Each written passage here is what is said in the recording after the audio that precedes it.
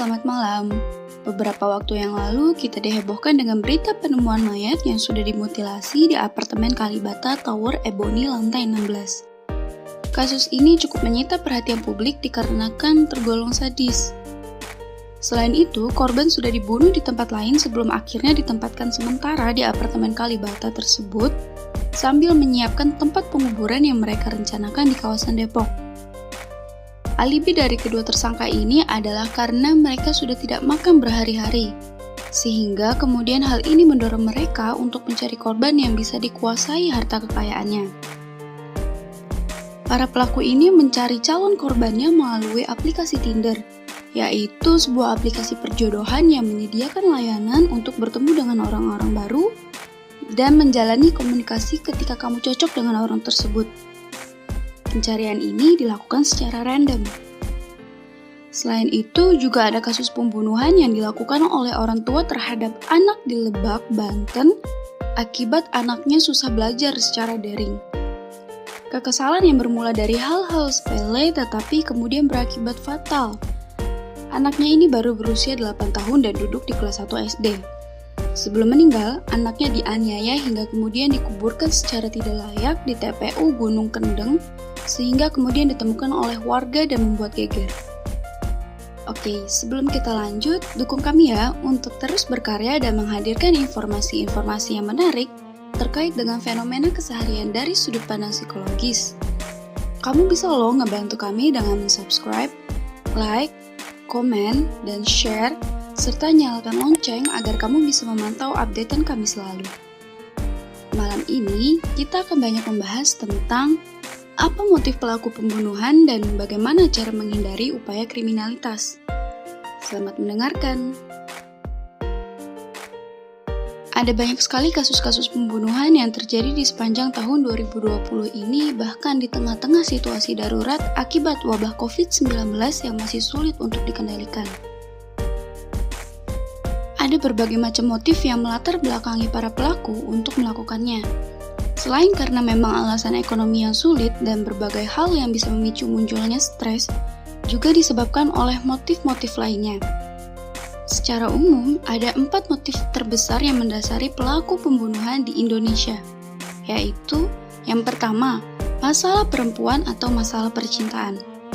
Motif ini merupakan motif terbesar dan paling umum yang mendasari seseorang untuk bertindak kalap mata. Bisa saja karena dipicu oleh permasalahan besar sehingga merasa sulit untuk ditangani, atau bahkan karena masalah sepele sehingga kemudian membuat si pelaku merasa bahwa posisinya sedang terancam.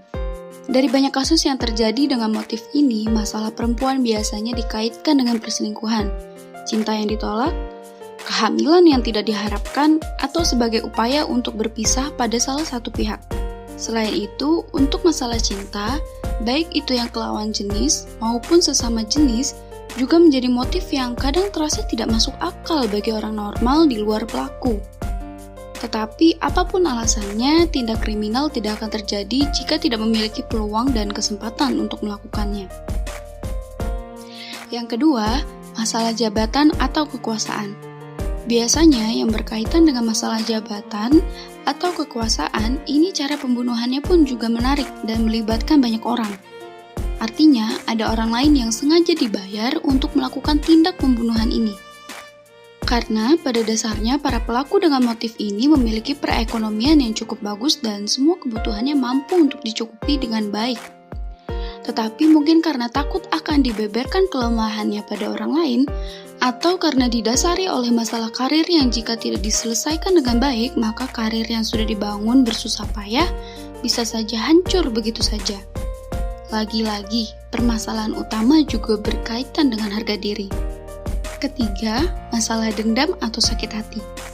Banyak sekali kasus-kasus bermula dari masalah sepele kemudian berujung pada pembunuhan. Salah satunya yang didasari oleh masalah dendam atau sakit hati. Mungkin karena tidak senang diejek.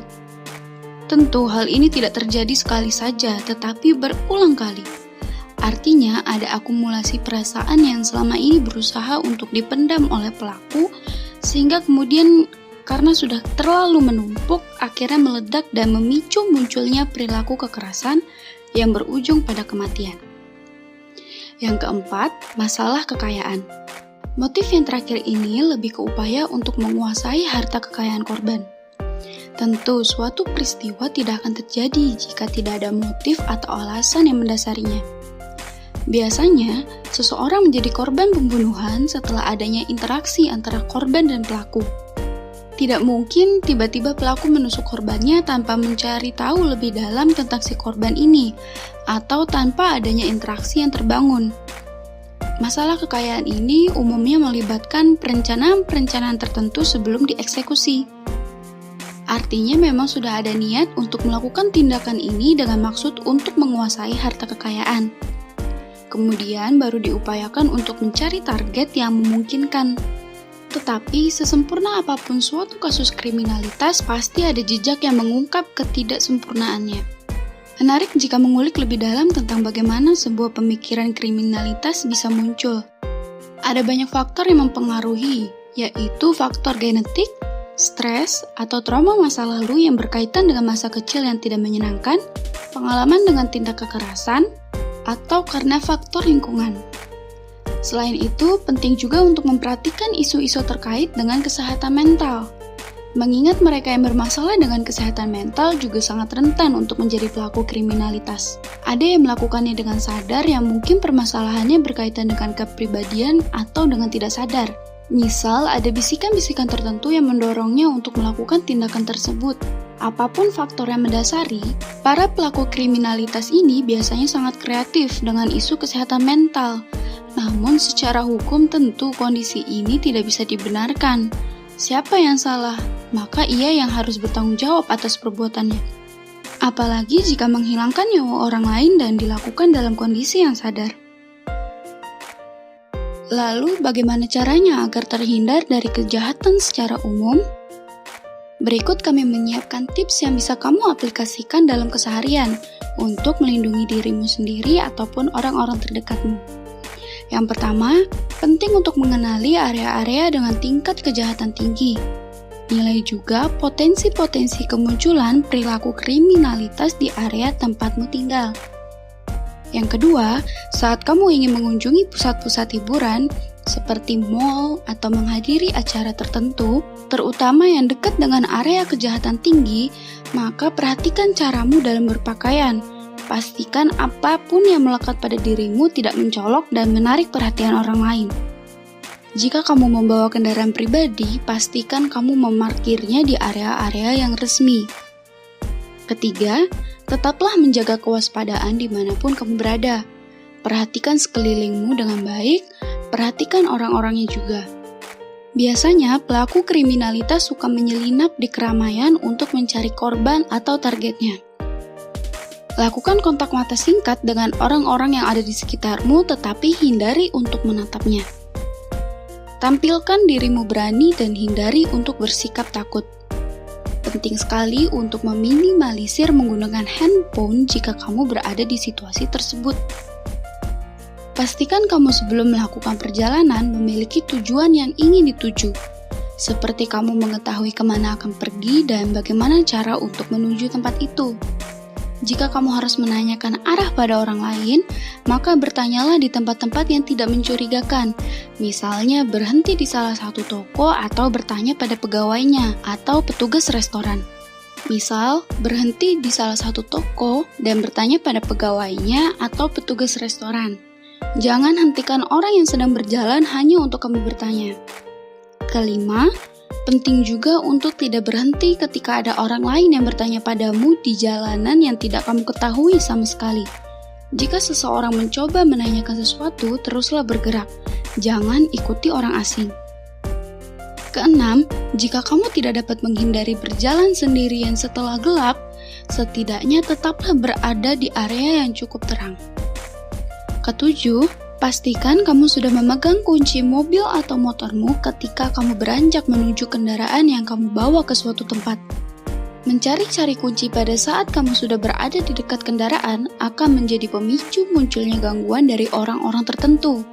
Pastikan untuk memeriksa kursi penumpang sebelum kamu masuk mobil. 8. Jangan mengeluarkan uang secara berlebihan bahkan saat berada di tempat-tempat tertentu.